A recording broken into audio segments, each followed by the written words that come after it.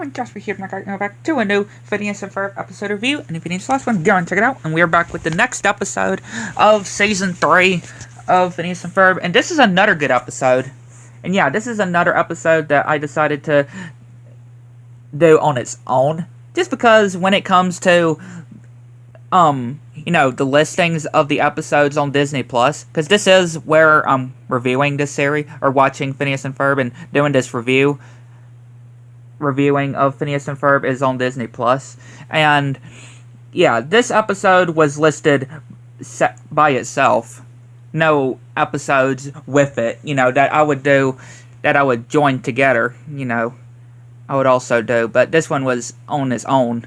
So yeah, this one is its own review. But yeah, it's another good episode I always enjoyed. And it's the Football X7, if y'all would be familiar with it. And it starts with Phineas, or Ferb's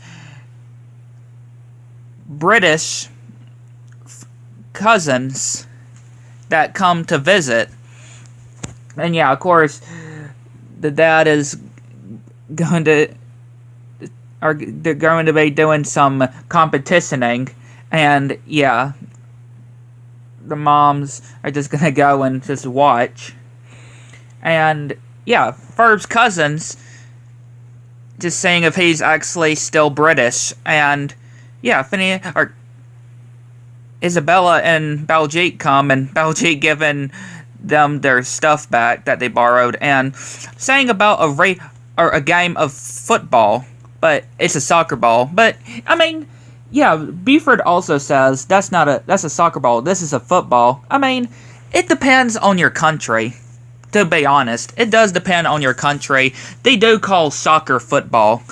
I mean, in my state, it's soccer, right? It's soccer. But again, it's not really that big of a deal. But again, yeah, I'm not too sure if it is just, or what actual certain countries, if they do call it, if they call soccer football. I know in different country, or on some countries, that they would call it that. But yeah, they're gonna do a soccer game, I'll just call it, and doing the Football X7, which they say that's never been done. And yeah, we see a mark where Perry is. And yeah, we see that Monogram is sick. And apparently Doofenshmirtz is sick because he left a message. And yeah, Carl is sick as well. But he tells Perry to go and still put a stop to Doofenshmirtz. And yeah, Jeremy is doing the song he did with Candace, and another one of Ferb's cousins. And yeah, see, he actually appreciates the accent, the British accent, which yeah, Candace is wanting some help. So yeah, Candace gets help of being more lady-like for Jeremy. And of course, the dads are still doing their little competitive game. And yeah, we see this little thing about the Football X7 and showing the past history with footballs, and this inventor trying to do the Football X Stadium but ended up failing, and he had to go into hiding. And they're wondering if it's ever going to be done. And yeah, Phineas and Ferb show the blueprints of what they think went wrong with it. And yeah, looks like something is going on with Ferb though, because he just ends up just staring, and we just see these emus. And yeah, something is definitely up when it comes to Ferb with soccer. And yeah, Perry goes over to Doofenshmirtz and bringing him some chicken soup. And yeah, so sees the Inator, which he plays a video which Doofenshmirtz showed with the Inator, that whenever it zaps like a tree or zaps whatever and makes it fall over, it'll say Doofenshmirtz.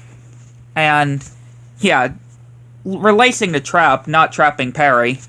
And yeah, Phineas and Ferb are building the football X7, and Candace isn't able to go and tell her mom because that's not ladylike. She is told that's not ladylike to tattle.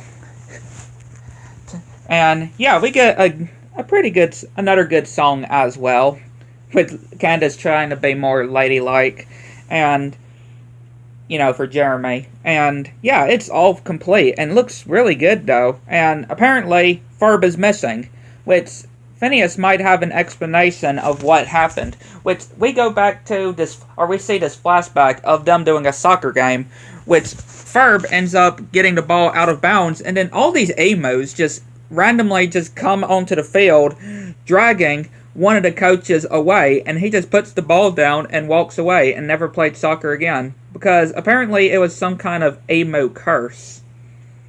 Yeah, it was some kind of emo curse that prevent him from playing again. And Buford just playing this instrument as well, and Perry just trying to mess with the machine, Theanator as well, and the inside looks really cool, especially how you can run onto the walls and have a little tea area inside that you can watch from inside, watch the game, and the skulls that are really cool. And yeah, we think we see Ferb, but no, it's Irving. Yeah. And he's got some steamed ice. But he's also brought Ferb too. But yeah, we get another good song montage while they're playing the game, and it's pretty funny as well. And it ends up being a tie with 5 minutes to spare on the game. And Jeremy comes over to Candace, and yeah, she is acting very British-like.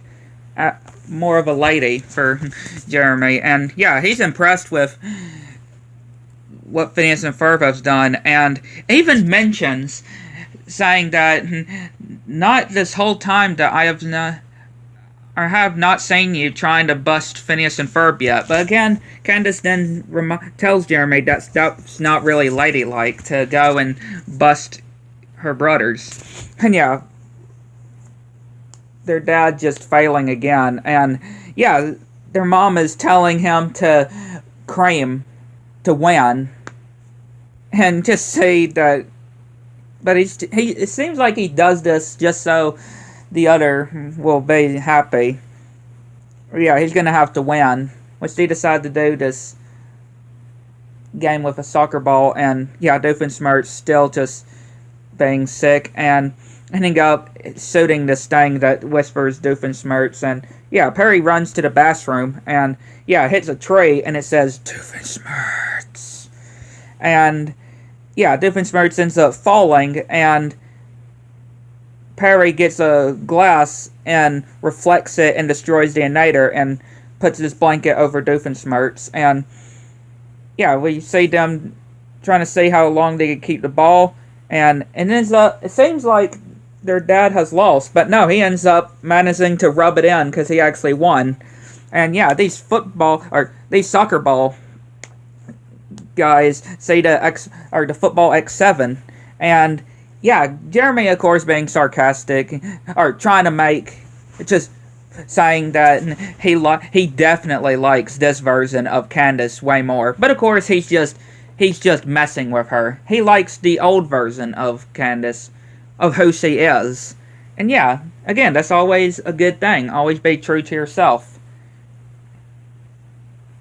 And yeah, of course she's like, Phineas and Ferb, you are busted, and she just throws her hat and lands on Baljeet, and it hits him right in the part that I just know that you just like you could tell where it hit him at, and he can't pass it because he's in pain. Which, yeah, they end up passing it to Ferb, and they end up missing. Yeah, they end up missing the last goal, and it's a tie. But the soccer guys come in saying that was a good shot, and it doesn't matter if you make the goal. It was still a good shot, they believed. And yeah, their dad's still rubbing in that he won. And yeah, we didn't see the guy that created the original designer of the Football X Stadium saying that he can finally come out of hiding. And yeah, they managed to load the whole thing on their bus. And yeah, Candace is just upset, and they're like, "That's our girl." Just when her mom doesn't see the football X stadium. And yeah, Ferb's cousins are saying that they were all wrong about him. And yeah, just end it with the guys just in the bus just singing, doing this song, which is pretty funny. But yeah, another good episode. I'd like to know what y'all think.